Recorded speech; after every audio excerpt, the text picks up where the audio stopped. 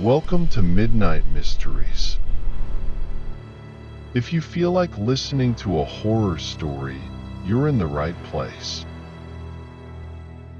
Please press the subscribe button to be part of this community. Shadow in the Black Forest. For most of my life, I've called Freiburg, Germany, my home. It's a city that sits right on the edge of the Black Forest, a place where tales of strange creatures and ghostly figures are woven into the fabric of our culture. The forest has always held a certain allure for me, with its towering trees and endless shadows. But it was never more than a place of beauty and inspiration, until the day I encountered something that changed my perception forever.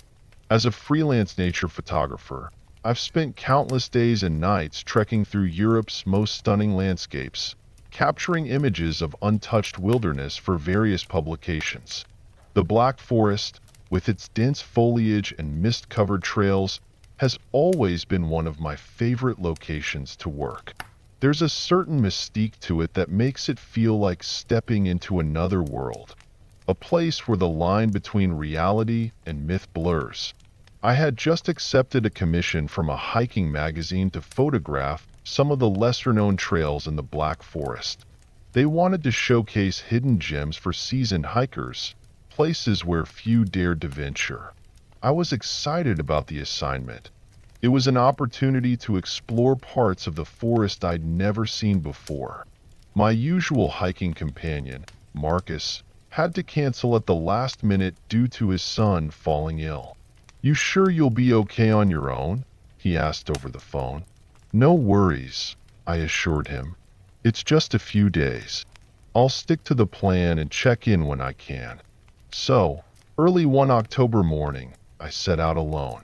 The city was shrouded in a light fog as I drove towards the forest, which only added to the sense of adventure. I had planned a 3-day trip, staying in a series of remote huts along the trails. The first day went off without a hitch. I hiked about 20 kilometers, snapping photos of the vibrant autumn leaves and the rushing waters of the Bergbach Falls. By evening, I arrived at my first stop, a small, rustic hut tucked away in the woods.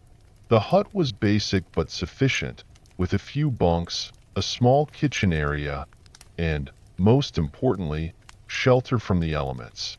The wind had picked up and rain was in the forecast, but I was prepared for a cozy night in. As I settled in, I heard a distant howl echoing through the forest. At first, I dismissed it as the wind, but as the sound came again, longer and more drawn out, a chill ran down my spine. Wolves had recently returned to this part of Germany, but in all my years exploring the Black Forest, I had never encountered one. Despite the unease the howl stirred in me, I eventually managed to fall asleep, though I kept waking at every creak and groan of the old hut. The night felt unusually long, and when dawn finally broke, I was relieved to pack up and continue on my way. As I hiked deeper into the forest, the sense of being watched began to grow. I tried to brush it off as paranoia, but the feeling was persistent. Every rustle in the underbrush, every crack of a twig, made me jump. At one point, I caught a glimpse of movement out of the corner of my eye, but when I turned to look, there was nothing there. The shadows between the trees seemed to deepen, and the trail, which had been clear that morning, now felt ominous and foreboding. By late afternoon, the oppressive atmosphere had gotten to me. I was seriously considering cutting the trip short, but I pressed on, determined to reach the next hut before dark. As I approached the small stream near the hut, something in the water caught my eye. I froze. Standing in the stream, just a few meters away, was a figure.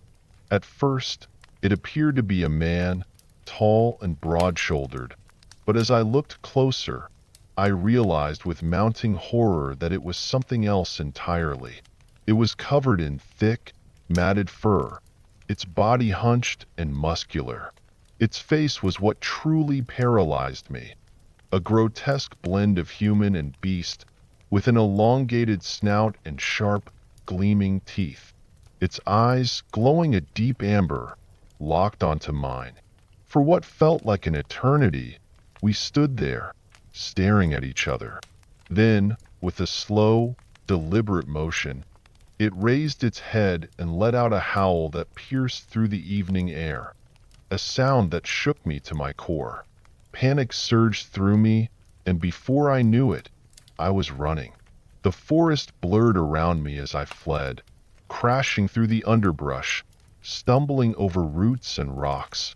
My heart pounded in my chest, the only sound louder than my frantic footsteps. I didn't stop until I burst out onto a main trail, where a group of hikers stared at me with wide eyes. "Are you okay?" one of them asked, his voice tinged with concern. I could barely form words, muttering something about a wolf, but even I knew that what I had seen was no ordinary animal. They offered to walk me back to civilization, likely assuming I'd had some kind of hallucination or panic attack. I didn't argue. I was too shaken to explain. A few days later, I returned to the spot with Marcus to retrieve my abandoned gear. Everything was just as I'd left it, with no sign of the creature or any tracks that could prove what I had witnessed. Even now, back in Freiburg, I can't shake the memory of that encounter. I still hike and take photos, but I've sworn off the Black Forest. The once serene and mysterious woods now hold a terror I can't explain, a dark secret hidden in its depths. Whatever I saw that day, I hope to never face it again. But some nights, when the wind howls just right, I swear I can still hear that beast's cry echoing through the trees.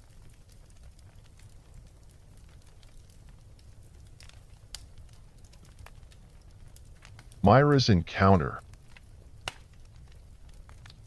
A few years ago, I was dating a girl named Mira, someone who was as honest and straightforward as they come. She wasn't the type to embellish stories, and she definitely wasn't prone to flights of fancy. So when she told me about the terrifying experience she had one afternoon, I believed every word. Mira was 20 at the time, and she lived in a small town in California's Central Valley, a place where everyone knew each other's business and the air was always thick with dust from the surrounding fields. On this particular day, Mira was headed over to her aunt's apartment to visit her cousin Lily. The two of them were close, having grown up together, and Mira often stopped by unannounced. It was the kind of casual visit where she didn't need to call ahead or even knock on the door. She had a key and was always welcome. The apartment complex was old, with 2 floors and a front entrance that faced the street. There was no back exit, just a large window in the living room and smaller ones in the bedrooms. The place wasn't in the best neighborhood, but it was home. Mira parked out front, the dirt patch beside the street dusty and uneven. She climbed the stairs to the 2nd floor, walked 3 doors down the breezeway, and unlocked the door to her aunt's place. Stepping inside, Mira immediately noticed how quiet it was. The living room was empty, the blinds partially drawn, casting striped shadows on the floor. She called out, "Lily, you home?" But there was no response. The air felt thick, almost stifling, but she didn't think much of it at the time. Maybe they were out running errands, she thought, though the car wasn't in the driveway. Mira wandered into the kitchen, glancing around for any sign of her aunt or cousin, but the small space was empty. She called out again, "Auntie? Lily?" But the only answer was the low hum of the refrigerator. A slight unease began to creep in, but she shook it off and continued down the short hallway that led to the bedrooms. The first door on the right was her aunt's room. Mira peeked inside, but it was empty, the bed neatly made, everything in its place. As she moved further down the hall, She noticed that the door to Lily's room was slightly ajar, and a dim light spilled out into the hallway. Mira hesitated for a moment, then stepped closer, ready to see her cousin. When she pushed the door open, she saw Lily sitting on the edge of her bed, her back to the door, staring straight ahead. Mira let out a small sigh of relief. "There you are," she said, trying to sound cheerful. "You okay, Lil?" But Lily didn't move. She just sat there, unnervingly still, her posture rigid. Mira's relief quickly turned to concern. Something wasn't right. She took a step into the room, the unease growing with each passing second. "Lily?" she repeated, her voice wavering. The figure on the bed remained silent, not even acknowledging Mira's presence. A cold dread began to build in the pit of her stomach as she moved closer, her mind racing through all the possible reasons for Lily's strange behavior. Was she sick? Hurt? In some kind of shock? Just then, Mira heard the front door open behind her. The sound of voices, familiar, comforting, drifted down the hallway. Her aunt was back, chatting with someone. Mira's heart skipped a beat as she recognized the second voice. It was Lily's, clear and cheerful, as if nothing in the world was wrong. Mira froze, her breath catching in her throat. Slowly, she turned back toward the figure on the bed, every instinct in her body screaming at her to run. But she couldn't move, couldn't tear her eyes away from the back of that figure. Then, as if sensing her fear, it began to turn. But it didn't turn the way a person should. The head moved first, twisting slowly, unnaturally, until what should have been Lily's face came into view. But it wasn't Lily. The thing that looked back at Mira was a grotesque mockery of her cousin. A face devoid of life, with pale, stretched skin, hollow eyes, and a twisted, lipless mouth. Mira screamed, the sound ripping through the stillness as she bolted out of the room, racing down the hallway toward the kitchen. Her aunt and cousin were just setting down grocery bags, their conversation halting as Mira burst into the room, wild-eyed and shaking. There's something in your room," Mira stammered, pointing back toward the hallway, her voice trembling with fear. Lily looked at her in confusion. "What are you talking about?" she asked, glancing at her mother before heading toward her bedroom. Mira grabbed her arm, trying to stop her, but Lily gently shrugged her off. The three of them approached Lily's room cautiously, with Mira clinging to the safety of the kitchen light. When Lily pushed open the door, the room was exactly as it had been before, except the bed was empty. The light still glowed faintly, casting long shadows, but there was no sign of the figure Mira had seen. The only evidence that something, or someone, had been there was the slight indentation on the mattress, as if someone had just gotten up. But there was no one else in the apartment. No back door to slip out of, no windows left open. Nothing that explained what Mira had seen. For a long time, the three of them stood there in silence, the room heavy with tension. Mira's aunt checked the closets, the bathroom, even under the bed, but they found nothing. Mira could feel the cold sweat on her skin, her heart still pounding from the encounter. She knew what she had seen. There was no mistaking that twisted face, the hollow eyes that had stared back at her. Mira never went back to that apartment after that day.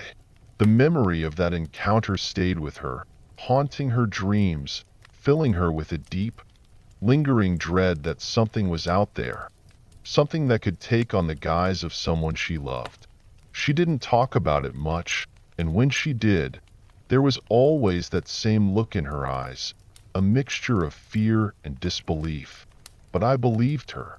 There was no doubt in my mind that she had seen something unnatural, something that defied explanation. Whatever it was still out there, lurking in the shadows, waiting for the next unsuspecting person to step into its path. And for Mira, that knowledge was a burden she would carry for the rest of her life.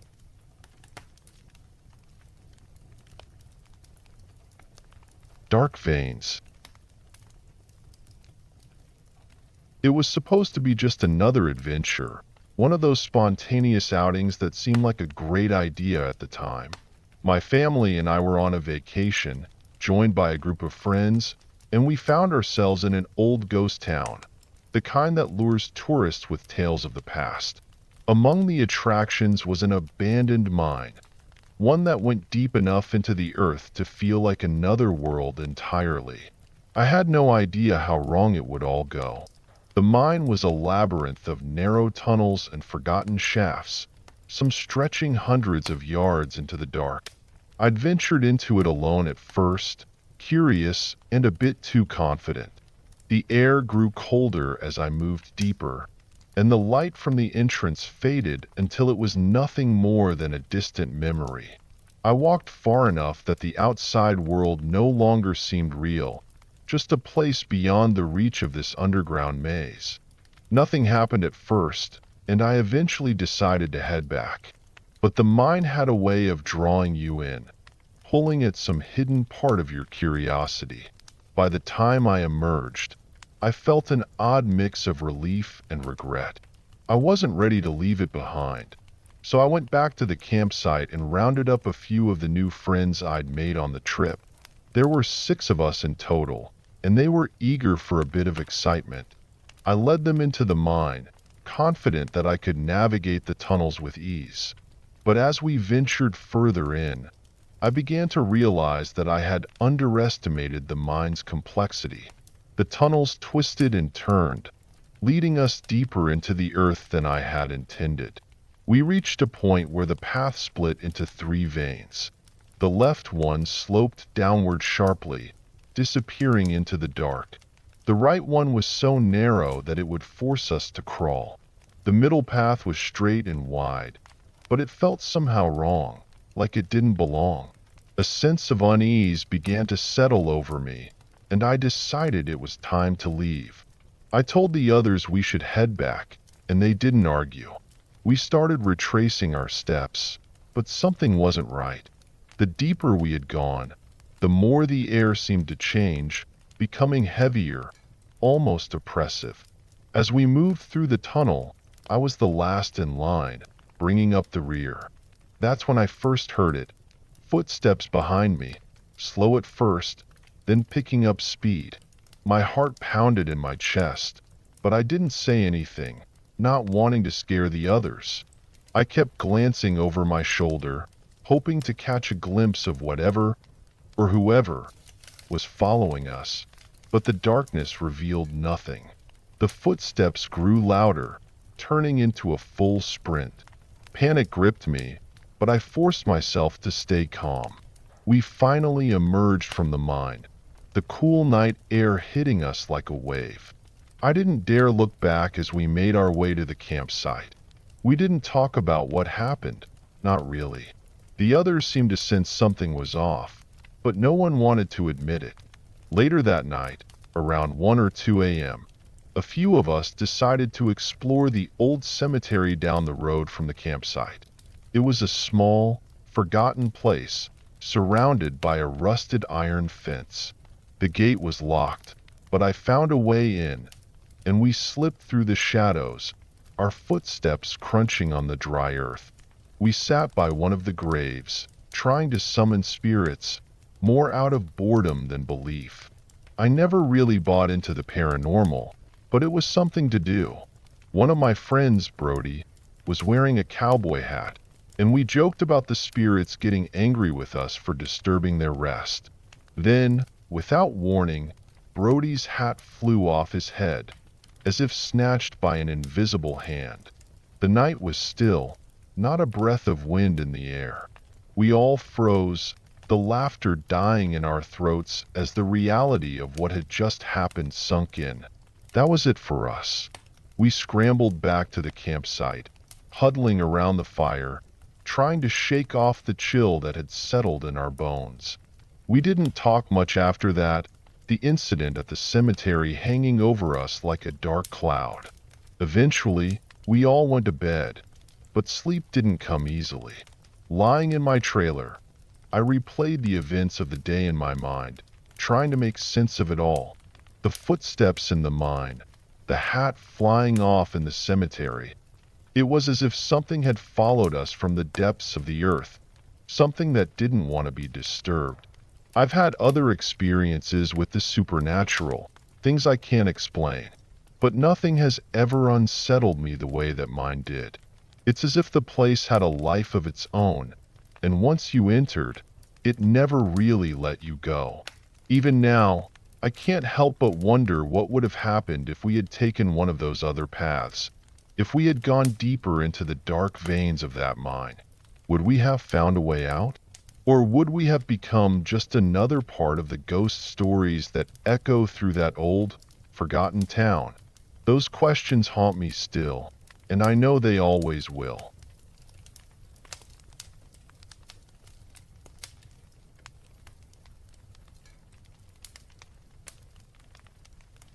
The last ride. It was the summer before I started high school, back when I was just shy of 14 and living in a tiny Oregon town.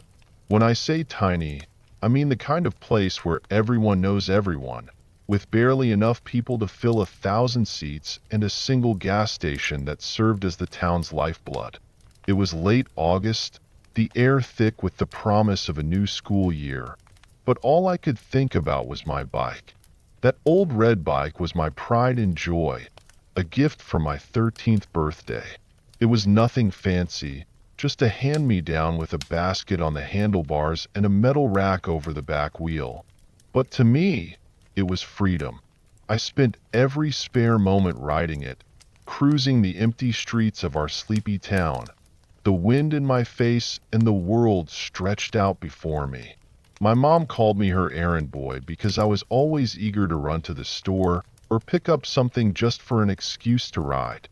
One day, my sister asked me to grab her a snack from the gas station. I had already planned to take some cans to the return center for a bit of pocket money, so I happily agreed, knowing it would give me an excuse to be out on my bike a little longer. Afterward, I had big plans to pick blackberries from the bushes that lined the roadsides. They're dark, ripe fruit just waiting to be plucked. That evening, after finishing my chores, I rode over to the elementary school. The gate was usually left unlocked, and the playground was my favorite spot to relax. The sun was setting, casting long shadows across the yard, the sky fading from orange to a deep navy. There was something peaceful about being there alone, just me, my bike, and the quiet rustle of the wind in the trees. But as I sat on a swing, lazily flipping through a library book, a strange unease began to settle in my stomach. It was as if the air had thickened, the peaceful silence turning into something more oppressive. I told myself I was being silly, that I was just spooked by the shadows and the fading light. But no matter how much I tried to focus on my book, I couldn't shake the feeling that I wasn't alone. Eventually, I gave up on reading and decided to head home. It was nearly 9 p.m. by then, and the streets were empty, the last traces of daylight disappearing behind the hills. As I pedaled away from the school, I couldn't help but glance over my shoulder, expecting to see someone, or something, following me. But the road was empty, just a long stretch of asphalt leading me back to the familiar safety of home. The first sign that something was wrong came as I rode through the park. The streetlights, which usually cast a comforting glow, began to flicker one by one, until entire sections of the road were plunged into darkness. My heart started to race, the rhythmic thump of my feet on the pedals matching the rapid beat in my chest. I tried to tell myself it was just a power surge, nothing to worry about, but deep down, I knew something was off. When I passed the gas station, I noticed that even the neon sign was dark, something I'd never seen before. The town felt different, like it had slipped into some other world. A place where the rules I'd known all my life no longer applied. I sped up, wanting nothing more than to be home. As I turned onto my street, a thick mist began to settle in, clinging to my skin like a cold sweat. My house was just at the top of the hill, a safe haven waiting for me, but the distance seemed to stretch out, the incline steeper than I remembered. Then, as I crested the hill, I saw them, rows of stray cats, sitting perfectly still along the sidewalk. There must have been dozens of them, their eyes glowing eerily in the dark. They didn't scatter as I approached. They just watched, their unblinking gazes following my every move. A shiver ran down my spine, but I forced myself to keep going. Cats were strange creatures, I told myself, prone to odd behavior. But these cats, there was something unnatural about the way they all turned in unison as I passed, their heads swiveling to keep me in their sights. I pushed harder on the pedals, desperate to get home. That's when I saw it, something darting out of the woods to my left. It moved too fast for me to get a good look, but I knew it wasn't a deer or any other animal I'd expect to see. It was tall, hunched over, and vaguely humanoid, with limbs that were too long, too thin. My bike wobbled as I tried to swerve around it, and for a terrifying moment, I thought I might crash. I didn't stop to look back. I couldn't. All I knew was that whatever it wasn't human, and it wasn't something I wanted to meet. I pedaled harder than I ever had in my life, my legs burning, my breath coming in ragged gasps. The mist thickened around me, and the world seemed to blur, time stretching and warping until I wasn't sure if I was moving at all. Finally, I reached my driveway, skidding to a stop as I nearly crashed into the garage door. I jumped off my bike, fumbling for the button to close the door behind me. As it rumbled shut, I caught one last glimpse of the street, expecting to see that thing standing there, watching me. But there was nothing, just the empty road, the mist slowly dissipating as the door clicked shut. Inside, I locked every door and window, my hands trembling. I told myself it was just a trick of the light, my imagination running wild. But deep down, I knew better. Something had followed me that night, something that didn't belong in the world I knew. I never stayed out past sunset after that. The town, once so familiar and safe, felt different, like it was hiding secrets in the shadows. And every time I rode my bike, I couldn't shake the feeling that something was watching me, waiting for another chance to catch me alone. Even now, years later, I still remember that night with a clarity that chills me to the bone. The memory of those glowing eyes, that unnatural creature, and the suffocating mist is something I'll never forget. Some things are better left unexplored, and some roads are better left untraveled after dark. That summer taught me that lesson all too well.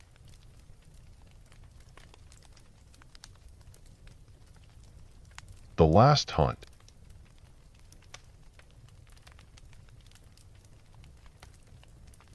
Back in the days when I lived in the deep south, there was an older man I got to know well, a kind of mentor in those quiet, rural parts. His name was Mr. Harris, the sort of southern gentleman who seemed to belong to another time. He had that unmistakable charm, a round belly, a gray mustache, and hands worn rough by years of honest work. His kids had long since grown up and moved away, leaving him and his wife alone in their small farmhouse nestled deep in the woods. Mr. Harris and I struck up a friendship over the years. I was young, eager to learn, and always in need of some extra cash. He needed help around the place, chores he couldn't manage as easily as he used to.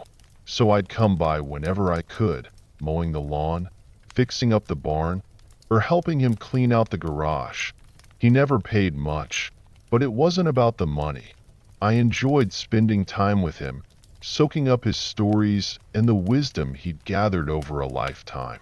One afternoon, we were working together in an old shed at the edge of his property. It had once been a chicken coop, but time and weather had turned it into more of a storage shack, a graveyard of forgotten tools and half-finished projects. The roof had rusted through in places, letting in shafts of sunlight that only highlighted the dust and decay. Mr. Harris would point out things he wanted moved or organized, and I'd do the heavy lifting, trying to keep the cobwebs from sticking to my face. I was moving a stack of old boxes when one of them gave way, spilling its contents all over the dirt floor. I quickly knelt to gather everything up, embarrassed by the mess I'd made. Among the scattered papers and trinkets, I found a small, weathered box of .22 caliber bullets. It looked ancient, the label faded and peeling at the edges. I handed it to Mr. Harris, apologizing for the spill. He took the box from me with a thoughtful look, running his thumb over the worn cardboard. A faraway expression came over him, like he was suddenly somewhere else, lost in a memory. "This brings back memories," he murmured, almost to himself. "Used to take these when I went squirrel hunting."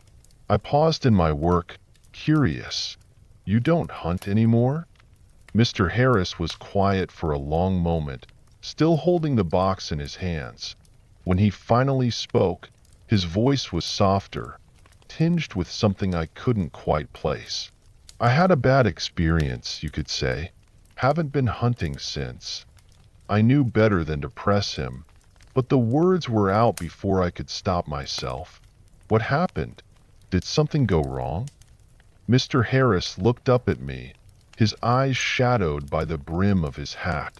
For a second, I thought he might brush off the question, but then he sighed, leaning back against the old workbench. "It was years ago, back in the late 40s. Me and some friends had gone out to the woods near Gainesville, where the land was still wild. We'd spent the day hunting squirrels, and by evening, we had a decent haul. The sun was setting, casting long shadows through the trees, and we decided to head back to the truck before it got too dark. As we came over the last hill, we saw a boy standing by the truck. He was young, maybe 10 or 12, just staring into the truck bed. My buddy, Charlie, called out to him, asking if he was lost, but the kid didn't answer. He just stood there, stock still. As we got closer, I felt this cold dread settle over me, like something wasn't right." Mr. Harris paused, his gaze distant, as if he could still see that boy standing there. The kid's clothes were all torn up, dirty like he'd been through a battle. He was wearing an old suit, the kind you'd see in those black and white photos from way back, with a hat to match. But it wasn't just his clothes that were strange. It was the way he was standing, so stiff, like he was frozen in place. I could feel the hair on the back of my neck standing up as he continued. Charlie called out again, but this time the boy turned to face us. That's when I saw it. His face. It was blank, like someone had erased it. No eyes, no mouth. Just smooth skin stretched over a head that shouldn't have been there. I couldn't breathe, couldn't move. And then, just like that, he vanished. 1 second he was there, and the next, he was gone, as if he'd never been there at all. Mr. Harris shook his head, still gripping that box of bullets. We searched the area, but there was nothing. No sign of the boy, no tracks, nothing. It was like he'd never existed. But I know what I saw. We all saw it. After that, I couldn't bring myself to go hunting again. I couldn't shake the feeling that something was out there, watching, waiting. He placed the box on the workbench and looked at me with a somber expression. "You might not believe in ghosts or spirits, but I'm telling you, there's things in this world that don't make sense. Things you can't explain away with reason or logic." That boy, Whatever he was one of them. I didn't know what to say, the story leaving a heavy silence between us. Mr. Harris seemed to have drifted back into his memories, the moment passing as quickly as it had come. He gave a small, rueful smile and patted my shoulder. "You'll think I'm just an old man with too many stories, but you'll see. One day you'll see." As we finished up in the shed, I couldn't shake the image of that faceless boy, standing there in the twilight. It lingered with me long after I left Mr. Harris's place, a shadow that seemed to follow me home. I still don't know if I believe in ghosts, but I believe in Mr. Harris, and that's enough to keep me wary of what might be lurking in the woods. Some places hold onto their secrets, and some memories are better left untouched. Mr. Harris taught me that, and as I look back on that day, I can't help but wonder what other stories he left untold.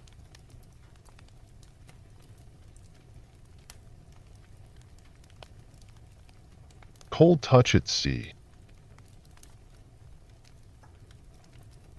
A few weeks ago, I embarked on my first ever cruise, despite my deep-seated fear of the ocean. The idea of being surrounded by endless miles of dark, unknowable water always filled me with dread, but my family insisted I join them. Reluctantly, I agreed, trying to push aside the anxiety gnawing at me.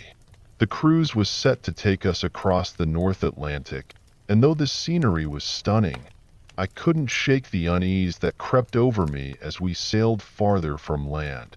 The first few days passed pleasantly enough. We indulged in the lavish food, spent hours by the pool, and even caught a couple of shows. I was slowly beginning to relax, lulled into a false sense of security by the festive atmosphere on board. But on the fourth night, something happened that shattered any semblance of peace I'd found. After a long day, we all retired to our cabin, exchanging goodnights before settling into our beds. My daughters were asleep within minutes, tucked snugly into their bunks. My boyfriend, too, was out like a light. I, however, lay awake, that familiar sense of dread returning, stronger than ever. It was past midnight, and the ship was eerily silent, save for the gentle hum of the engines and the occasional creak of the metal hull. I must have dozed off, but not for long. I woke with a jolt, the kind of start you get when you dream you're falling. Disoriented, I became aware of voices, distant but growing louder. Screaming, crying, sounds that didn't belong in the stillness of the night. My first thought was that my boyfriend had turned on the TV, but when I whispered for him to lower the volume, there was no response. The sounds continued, rising in intensity until they became almost unbearable. Frustrated, I rolled over, intent on grabbing the remote, only to realize the TV wasn't on. My boyfriend lay beside me, undisturbed, and the room was bathed in darkness. Yet the voices persisted, echoing through the cabin. I strained my ears, trying to locate the source, but they suddenly stopped, leaving an unsettling silence in their wake. I told myself it was just my imagination, a trick of the mind brought on by exhaustion and nerves. With some effort, I convinced myself to relax and eventually drifted back to sleep. But the night was far from over.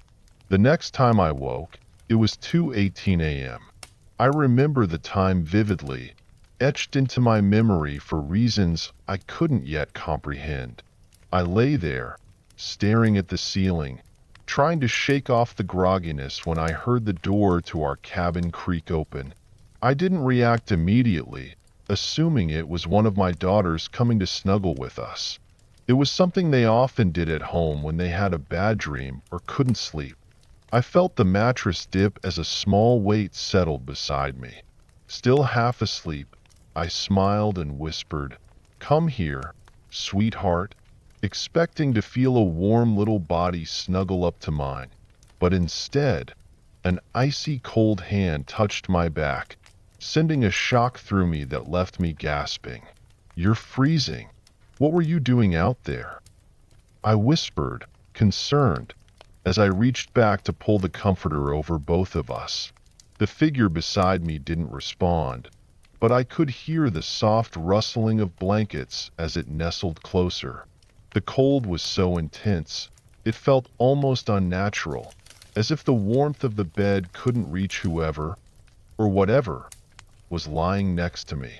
My mind, still foggy from sleep, didn't fully register the strangeness of the situation.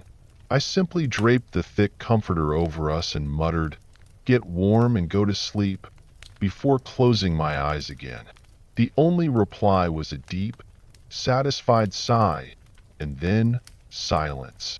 When I woke the next morning, the space beside me was empty, the sheets cold and undisturbed except for a slight depression where someone had clearly been.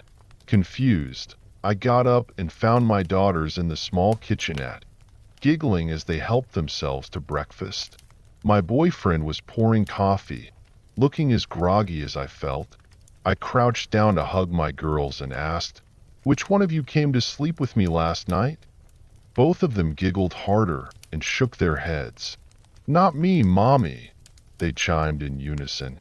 A cold knot formed in my stomach as I turned to my boyfriend. "It must have been you then, trying to steal some extra warmth," I teased, though my voice wavered slightly. He looked up, puzzled. "Nope, wasn't me. I didn't move all night." The unease that had been simmering since the previous evening began to boil over. I didn't say anything more, but the feeling of that icy hand lingered in my mind, refusing to be dismissed. After breakfast, I stepped out onto our small balcony, staring out at the vast expanse of water.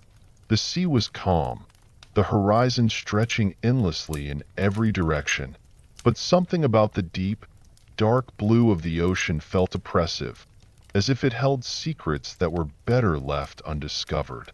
A sudden realization struck me, and I quickly pulled out my phone, checking our location. I used a rough estimate of where we'd been around 2:20 a.m., tracing our route on the map. My heart skipped a beat as the truth dawned on me. We had been right over, or at least very close to, the site where the Titanic had sunk. I shared this revelation with my boyfriend, and his face went pale. We both knew what I had felt the night before wasn't just a figment of my imagination. Neither of us mentioned it to the rest of the family. It was too bizarre, too terrifying to explain. But the knowledge of where we were, and what might have reached out to me from the depths, haunted me for the remainder of the trip. Even now, back on solid ground, the memory of that cold touch lingers. I can't help but wonder if the souls lost in those icy waters still reach out, seeking warmth that the sea denied them, even after all these years.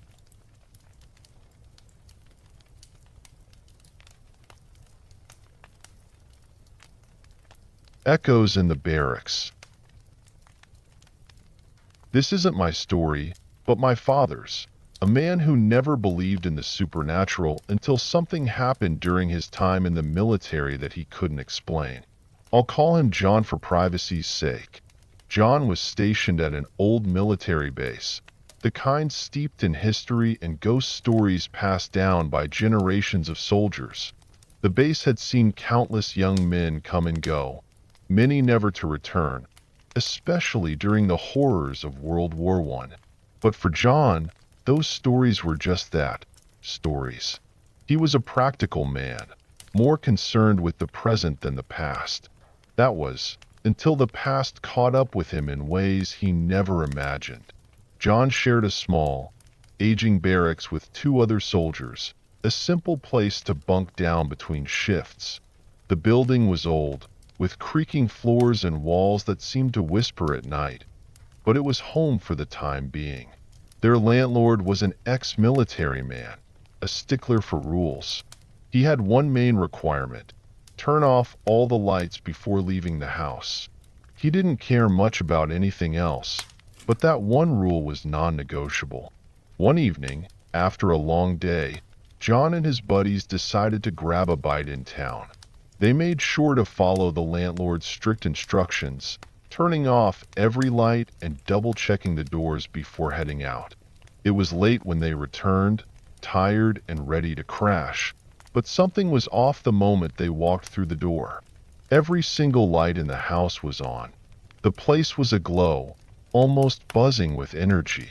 The faucet in the kitchen was running full blast, water splashing into the sink, and the air felt thick, as if the house itself was holding its breath. John's first thought was that they'd been robbed or pranked, but a quick inspection showed nothing was out of place, nothing was missing. Still, an uneasy feeling crept into the back of his mind, but he brushed it off. Maybe they'd been careless, he thought. Maybe they'd forgotten more than they realized. A few days later, John was in the kitchen alone, making himself a quick meal. He bent down to grab a pan from the lower cabinet when something hard smacked him on the head. Cursing, he rubbed the sore spot and stood up, only to find every single cabinet door hanging open. He hadn't touched them, hadn't even thought to, but there they were, gaping like mouths ready to swallow him whole. This time, the unease settled deeper. It wasn't just a forgotten light switch or a careless moment. Something was happening in that house. But John was a man of reason, so he shut the cabinets and forced himself to move on, determined not to let his imagination get the better of him. Then there were the nights when the house seemed to come alive. John and his friends often stayed up late, swapping stories or playing cards to pass the time. On more than one occasion, they heard the sound of small feet padding down the hallway, a child's laughter echoing in the stillness. The sound was unmistakable, the clumsy, rapid footsteps of a toddler running toward them, but no child ever appeared. The hallway would fall silent just before anyone came into view, leaving them to stare at each other in confusion and a growing sense of dread. Guests who visited the house began to feel the same strange atmosphere. Some heard the laughter too. Others felt a chill in the air, a sense of being watched. After a while, most of their friends stopped coming over, uncomfortable with the heavy, oppressive feeling that seemed to cling to the place. But the final straw came on John's last day in that barracks. He was packing his things, eager to leave the strange happenings behind, when the bedroom door slammed shut on its own. Startled, John assumed it was just a draft, though none of the windows were open. But when he tried to open the door, it wouldn't budge.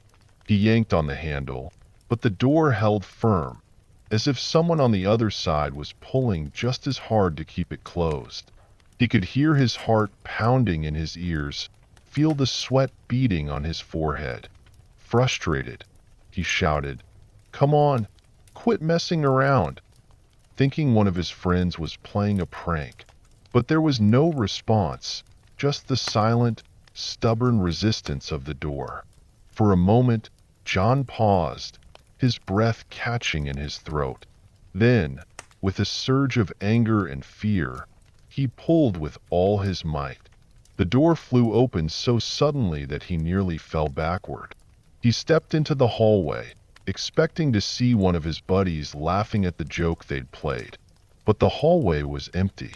The house was dead silent.